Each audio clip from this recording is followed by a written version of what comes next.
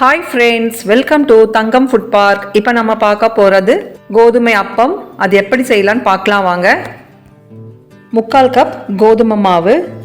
நீங்கள் கோதுமை மாவுக்கு பதிலாக மைதா மாவு கூட எடுத்துக்கலாம். 1/2 கப் வெள்ளை ரவை, நல்லா சன்னமாக இருக்கிறத பார்த்து வாங்கிக்கோங்க.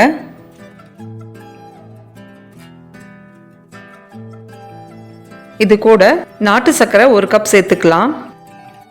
கோதுமை மாவு ரவை ரெண்டும் சேர்ந்து 1/4 கப்பு, அதுக்கு 1 கப் வெல்லம் எடுத்தால் சரியாக இருக்கும். நீங்கள் உங்கள் இனிப்புக்கு தேவையான அளவு பார்த்து எடுத்துக்கோங்க. 4 ஏலக்காய் தூள் செஞ்சது சேர்த்துக்கலாம். 1 வாழைப்பழம் கட்டி இல்லாமல் நல்லா பிசைஞ்சு எடுத்துக்கோங்க.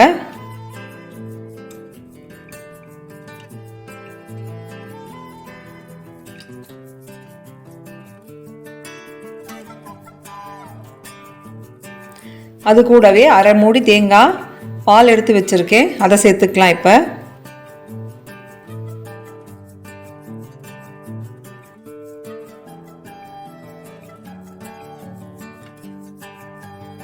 ஒரு விஸ்கு வச்சு நல்லா கட்டி இல்லாமல் கலந்துக்கலாம்.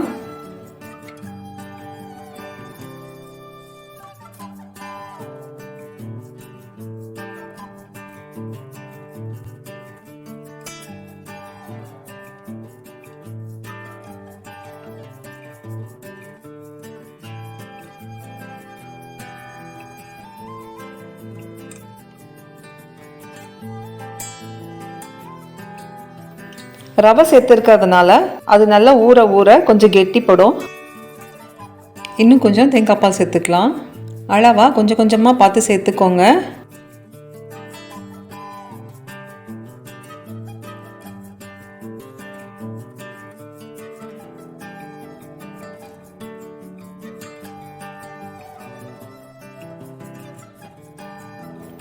இது 1 மணி நேரம் ஊறும்போது இது நல்லா கரெக்டான பதத்துக்கு வந்துடும். பாருங்கள், ஒரு கடாயில் நெய் சேர்த்துருக்கேன். இது சூடாயிருச்சு. இப்போ இது கூட நாம் சின்ன சின்னதாக கட் பண்ணி வச்ச தேங்காய் சேர்த்துக்கலாம். இதுவும் அப்பம் சாப்பிடும்போது வாயில் கடிபடும்போது ரொம்பவே சூப்பராக இருக்கும்.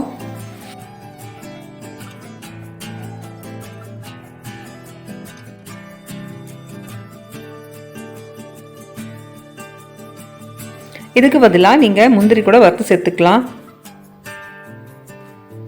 ரொம்ப செவக்க வேண்டாம், கொஞ்சம் அந்த நெய்யில் ஃப்ரை ஆனால் போதும். தேங்காயில் இருக்கிற ஈரப்பதம் மட்டும் போனால் போதும். அந்த அளவுக்கு மட்டும் வறுத்துக்கலாம். இது 2-3 நாள் வச்சுருந்து சாப்பிட்றதுக்கு நல்லா இருக்கும். தேங்காவை அப்படியே போட்டோம்னா ஒரே நாளில் கெட்டு போயிடும். அதனால் இந்த மாதிரி வறுத்துட்டு சேர்த்துக்கோங்க.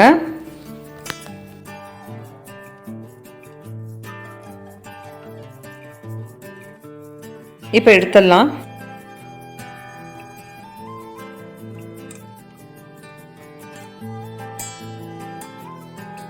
இப்போ 1 மணி நேரம் ஆயிடுச்சு. இப்போ நம்ம இது கூட ஃப்ரை பண்ணி வச்சுருக்கிற தேங்காவை சேர்த்துக்கலாம்.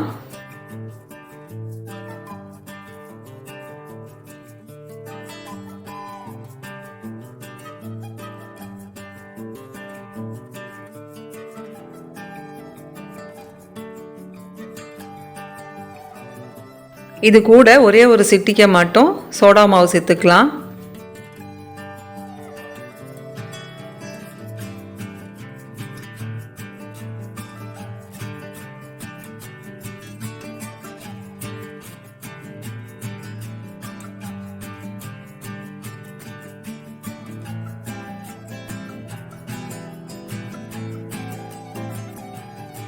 மாவு இந்த அளவு கெட்டியாக இருக்கணும். அப்போ தான் நம்ம ஊற்றுற அப்பம் நல்லா ரவுண்ட் ஷேப்பில் வரும்.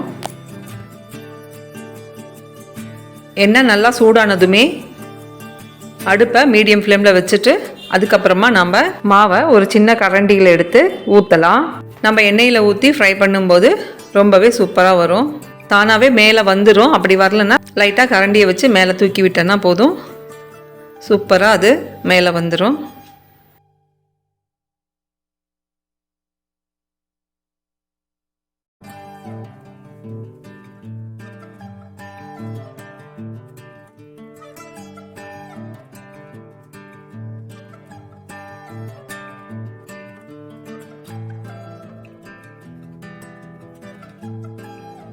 அவ்வளோதான். இன்னும் இதை 2 பக்கமுமே திருப்பி விட்டு வெளியில் எடுத்துடலாம்.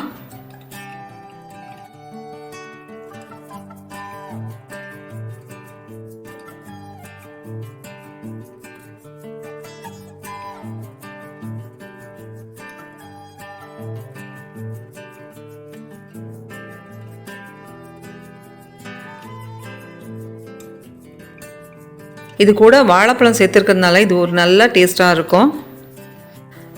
இதை நீங்கள் வீட்டில் ட்ரை பண்ணி பாருங்கள். உங்கள் எல்லோருக்குமே பிடிக்கும். குழந்தைங்களுமே ரொம்ப விரும்பி சாப்பிடுவாங்க. முதல் நாள் சாப்பிடும்போது மேலே நல்லா கிறிஸ்பியாகவும் உள்ளே நல்லா சாஃப்டாகவும் இருக்கும். அது சாப்பிடும்போது ரொம்பவே டேஸ்ட்டாக இருக்கும். அடுத்த நாள்லாம் சாப்பிடும்போது உங்களுக்கு நல்லா ஸ்பாஞ்சாக சாஃப்டாக வந்துடும். 2 நாள் 3 நாள் வச்சு இது சாப்பிட்டுக்கலாம்.